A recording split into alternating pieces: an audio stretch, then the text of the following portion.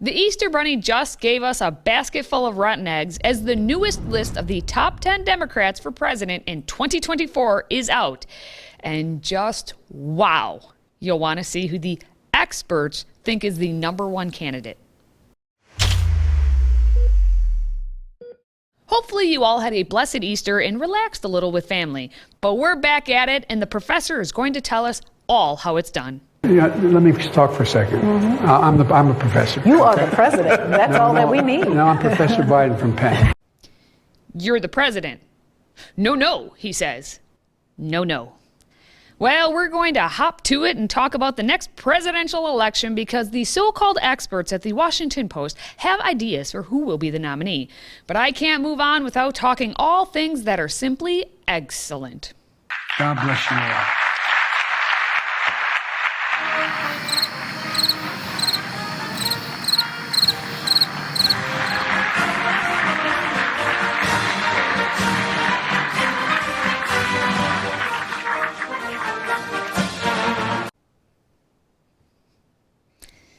Yes, excellently awful, detrimental to our health and happiness. That's our president. Which brings us to today's question. Can that man be president for a second term? I really look forward to your thoughts in the comments below. And if you could share this video, you'd be doing me a solid and I'd greatly appreciate it. Now back to Biden being a wanderer. He was found on the South Lawn at the White House again, but this time he was pushed out there for the annual Easter egg roll. And it appears that Joe had a great Easter. He got a story read to him, he got to see his favorite mythical creature, and he was tucked in bed by 7. Not like last year when the creepiest bunny you've ever seen terrified everyone. Even Joe was hiding behind the thing, scared to look it in the 4 eyes.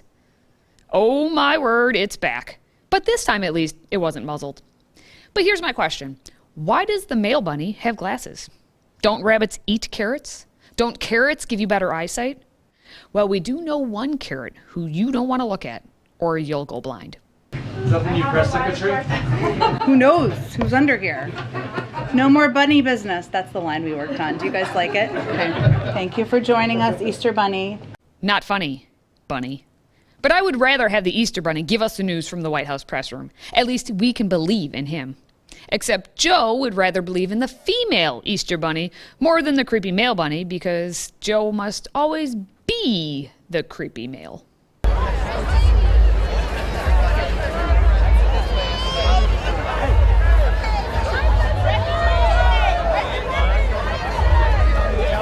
That clip answers the question, who is running the White House? Answer, the Easter Bunny. Meanwhile, Joe had his marching orders. Go read a story to the children. Except Joe was definitely the one who was being read to. Okay, so I'm going to quickly read Brown Bear, so you're all not soaking wet. And they're not going to let me read it all. I'll let you, here, you can start us off. Can you, here, Can I I'll read let backwards? Read the first page. Go ahead. Brown bear, what do you see? I see a bird looking at me. Now you got it. Well, you clearly don't have it. The book states that Brown Bear sees a red bird. The point of the book is to learn colors with the animals. Ugh. Yellow duck, what do you see? I see a blue horse looking at me. Blue horse.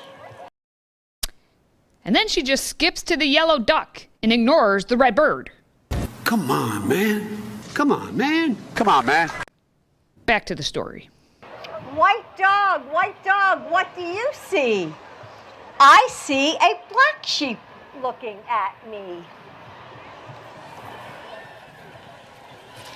Black sheep, what do you see? I see Joe looking at me. I see a goldfish looking at me.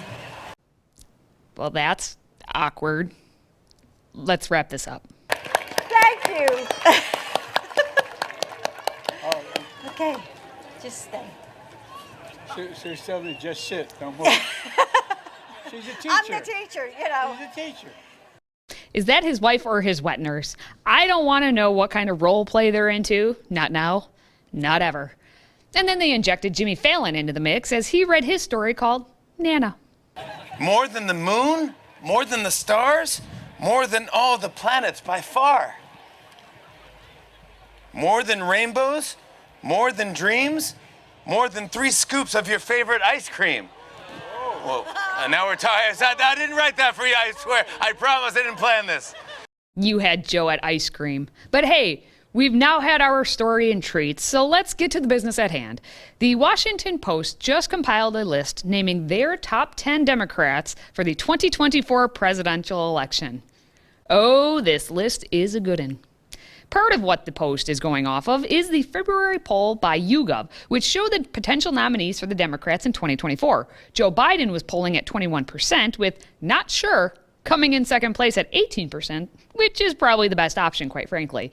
And then it was Kamala Harris and Bernie Sanders at 14%. So you can see where this is going. We start with the one, the only, Representative Alexandria Ocasio-Cortez. And why wouldn't the Washington Post start with her? She is the most fabulous and fantastical of all the unicorns on the entire list. Then WAPO thinks the beta male collection of Gavin Newsom, Cory Booker, or Sherrod Brown could be the next candidate. Between the grease and the tears, it'll be a lose-lose for everyone. The women from 2020, Amy Klobuchar and Elizabeth Warren, come in at 5 and 4. No one cares about number 6, Roy Cooper, because who dat? And then the top 3, which brings us to... Where in the world is Kamala Ding Dong? In fact, we know exactly where she is.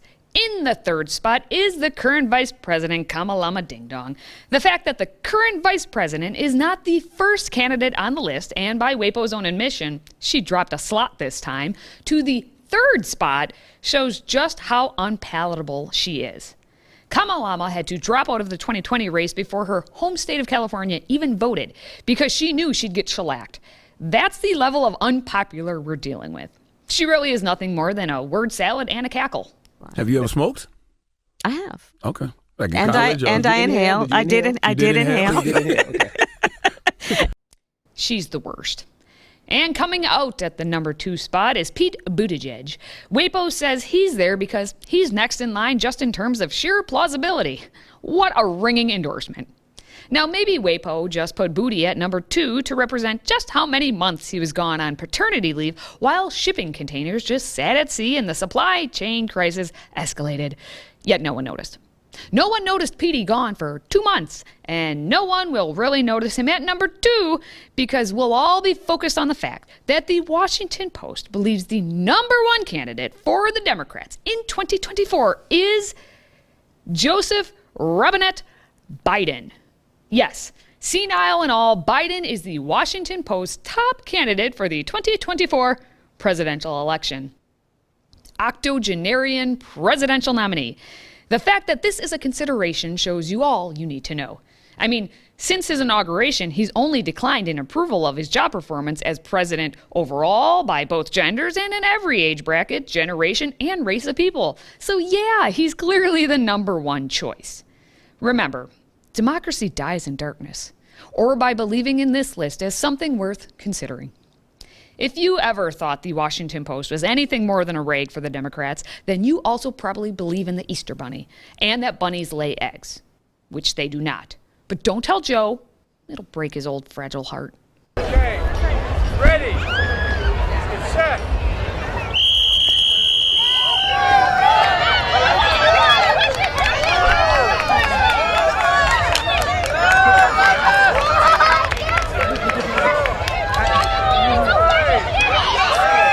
Asher, come get this one. That's not mine! I'll admit, that is a cute bit. But you can tell Joe wishes he was the one rolling the eggs too, because all the other kids were doing it. I really hope you all did have a wonderful Easter and that you continue to live each day knowing what was sacrificed for all of us to be here. Remember to continue giving those F's, faith, family, and friends. And if you could spread the joy by sharing this video, I'd appreciate it. Until next time, stay healthy, America.